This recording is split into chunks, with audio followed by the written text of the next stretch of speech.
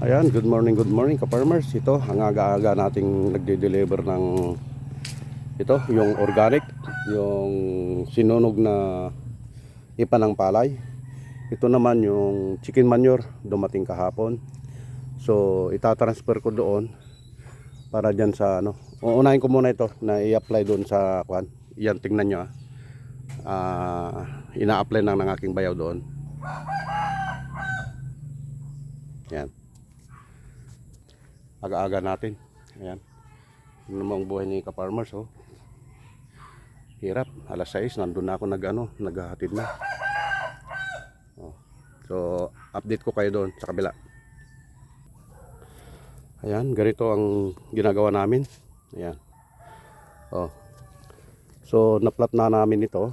Yan, ina-apply namin ng organic. Yan, yung sorry.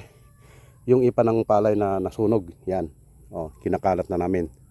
So after that na may kalat to, i-sprayan ko ngayon ng pampatay damo at saka yung fungicide.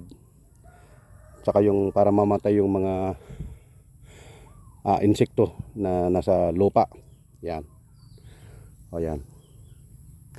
So yan ang preparation namin. Oh, ito yung preparation ko. So after that na ma-spray namin ito, pagkalipas ng sasabay na rin namin yung chicken manure sa ibabaw, kabi-kabilaan. Yan, chicken manure. Okay, yan lang ang aking proseso paghahanda sa aking pagtatanim ng gulay. Kasi nga last month nung tag-ulan nagtanim ako, lahat dito, talong ito lahat namatay.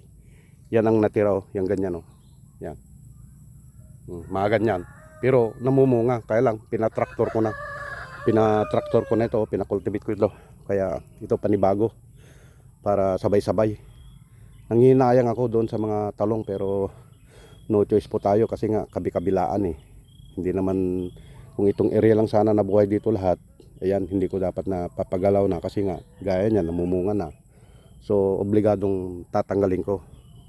So magtatanim ako ng panibago. So ito yung preparation ko mga ka-farmers.